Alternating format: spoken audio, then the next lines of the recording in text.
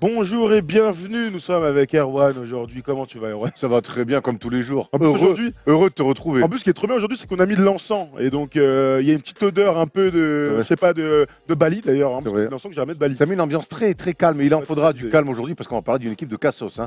Un peu exactement. On va parler des Washington Wizards. No offense, hein, les fans des Wizards, c'est juste que dans cette équipe, il y a beaucoup de cassos.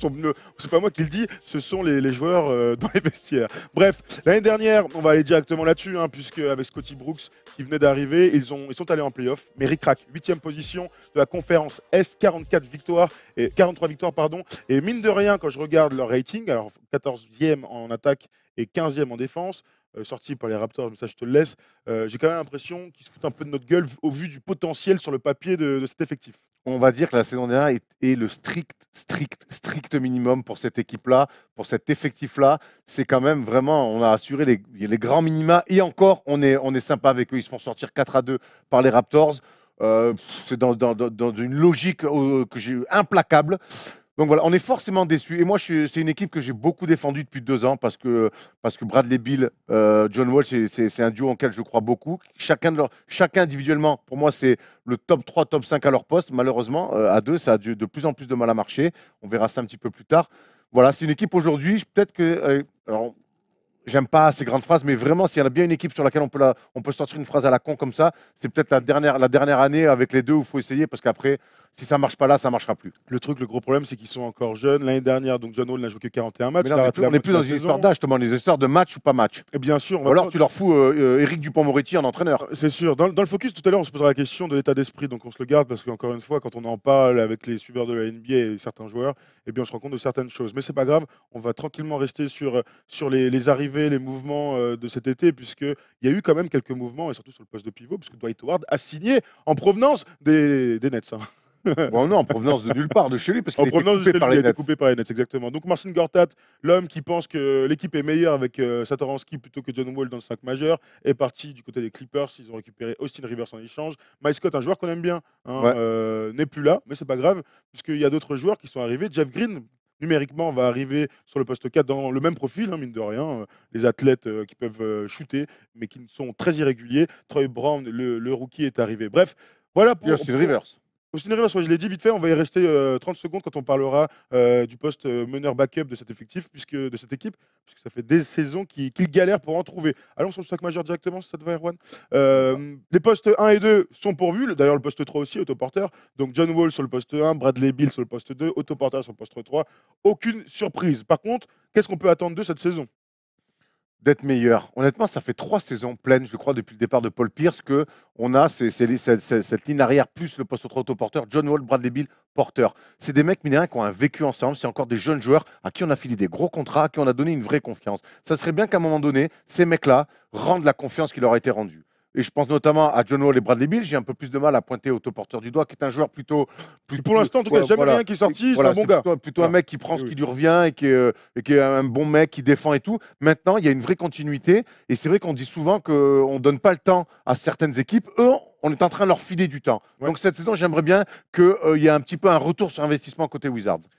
Exactement. Et on va aller sur le banc, puisque en fait, il n'y a rien d'autre à dire. Juste soyez La ve- meilleurs et calmez. Oui, bien sûr, sur les postes extérieurs Ouais. d'abord. Parce que je te vois Pardon. pointer Markieff Morris sur les postes extérieurs. Parce qu'on va aller sur les postes de meneur de jeu remplaçant. Donc Thomas Satoransky, l'année dernière, a clairement fait le taf et a montré qu'il pouvait jouer en NBA et avoir un vrai rôle en NBA. Il, c'est pas une surprise. avait croqué Tim Frazier, hein, d'ailleurs. Hein. Exactement. Il avait, Parce que justement, parmi toutes les expériences qu'il y a eu pour trouver un backup à John Wall, finalement, Satoransky, qui n'était pas spécialement prévu non. pour être le deuxième meneur, bah, finalement, c'est lui qui a amené le plus de garanties. Exactement, on peut citer Ty Lawson, Braden Jennings, donc Tim Frazier, je pense qu'on en oublie énormément. Dites-nous dans les commentaires quelle est la liste, parce qu'il y a au moins 100 meneurs qui sont passés pour être backup Au de moins. John Wall, et il n'y en a aucun qui a jamais fait l'affaire. On peut imaginer aujourd'hui que Satoransky va faire le taf, et surtout qu'il y a Austin Rivers dans un rôle de combo, poste 1-2, on l'a vu aux Clippers, un joueur très rapide, très adroit, qui clairement n'a peur de rien, malgré un début de carrière un peu difficile avec son père. Ouais, ça va être très intéressant de voir l'émancipation. Là, pour le coup, le mot s'y prête parfaitement, puisque il doit beaucoup à son père. Alors, ça fait partie du jeu, mais c'est un mec qui était très attendu à sa sortie de fac, trop Pelicans. certainement pas prêt pour la NBA. Il arrive au Pélican, ça se passe pas bien, l'attitude n'est pas non plus très bonne. et c'est son père qui va le recadrer en lui filant aussi du temps de jeu Et de l'argent. ouais, Et un beau contrat. et de l'oseille. Mais finalement, au sortir de son passage aux Clippers, moi, c'est un passage très positif. Il s'est installé comme un mec qui sort du banc, comme un joueur confirmé de NBA en sortie de banc. Et je trouve souviens-toi en playoff quand il marque des paniers, qu'il a la gueule complètement explosée et tout. C'est un Il est mec vaillant. Il est vaillant. il est vaillant, Ah ouais, il est capable de mettre des paniers, il est sur un poste 1-2.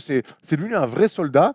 Et je crois qu'il va pouvoir amener vraiment quelque chose derrière Bradley Beal ou John Wall ou les deux. Exactement. On continue sur les postes 2. Jody Mix, le shooter, est toujours là. Valeur sûre. Un vrai bras. Il y a Jordan McRae qu'on a vu végéter un peu en NBA, mais qui a du talent et qui pourrait jouer. On va aller sur le poste 3, du coup, Kelly Oubre Jr., qui, J'aime beaucoup. mine de rien, autoporteur a un très beau contrat et il est en place. C'est peut-être le meilleur défenseur de l'effectif. On pourrait mettre Dwight Howard ou Mark John Wall quand même. Hein. Oui, et John Wall évidemment là-dessus, mais c'est vrai qu'autoporteur, on peut l'envoyer au feu. Kelly Oubre Jr., qui avec son flow fait parler tout le monde, suprême, blablabla, blablabla, blablabla, les yeux clairs, le gaucher, Bon, nanana. d'accord. C'est surtout un énorme talent. D'accord, merci parce que Oui, non mais je dis merci parce qu'il n'est pas mannequin pour William Sera, notre ami. Il est d'abord joueur NBA et c'est un fort joueur NBA qui l'année dernière, pour le coup, un petit peu dans la saison compliquée des Wizards, a été un petit peu de manière assez régulière, mais a été notamment sur le début de saison, sur les 3-4 premiers mois, une satisfaction pour les Wizards. C'est un vrai talentueux. Lui qui avait été drafté de Kansas, où ça s'était mal passé. Ouais. Il est bien tombé dans cette équipe-là.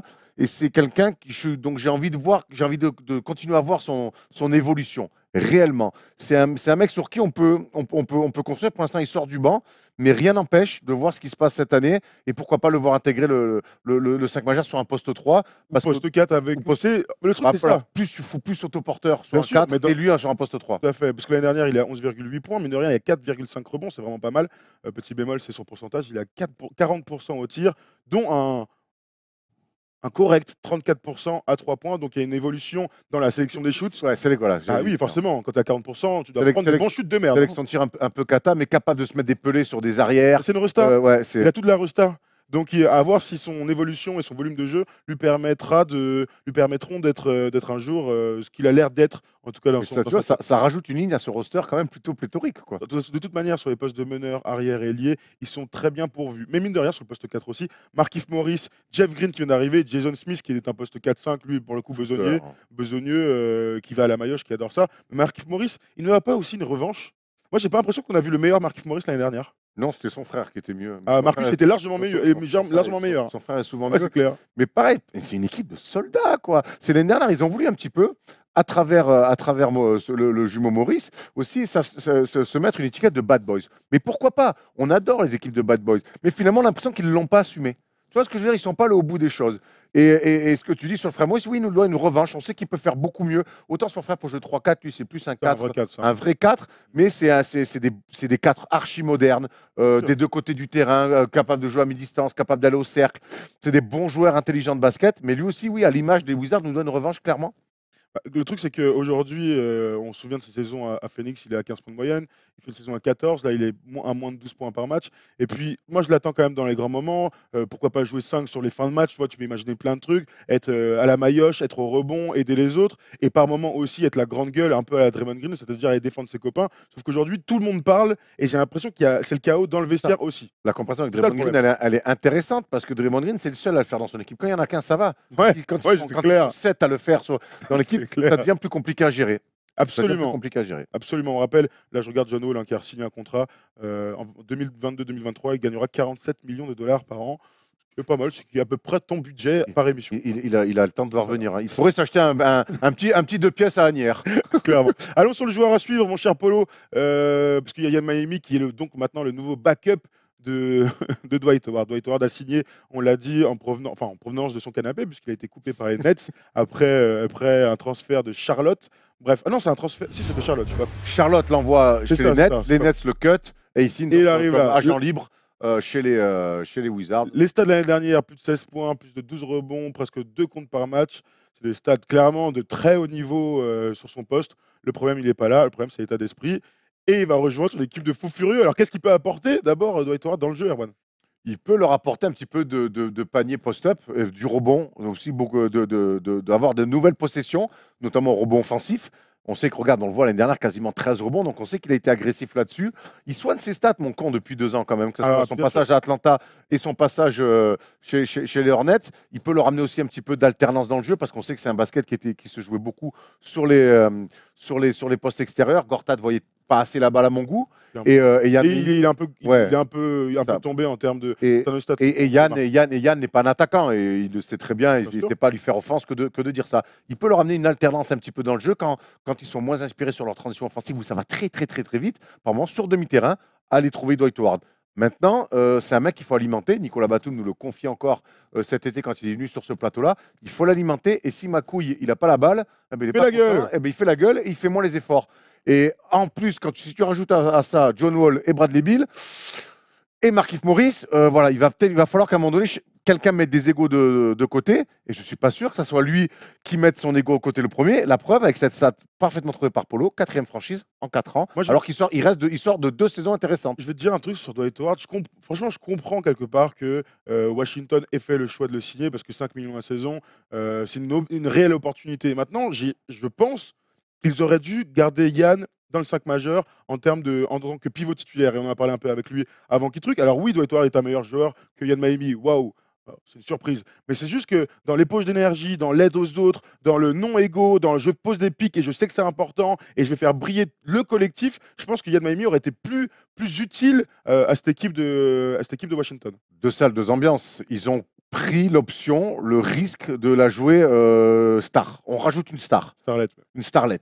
On rajoute une starlet à cet effectif autour de Bradley Beal et John Wall. C'est un risque, c'est un gros risque. Maintenant, tu gagnes en qualité basket, intrinsèque, certes. Maintenant, est-ce qu'ils ont eu des discussions avec lui? Est-ce que Scotty Brooks a parlé un peu avec lui? Écoute, on va voir. Moi, je crois que c'était un risque qu'il fallait prendre quand on voit notamment la guerre que va être la conférence Est cette année avec le départ de LeBron.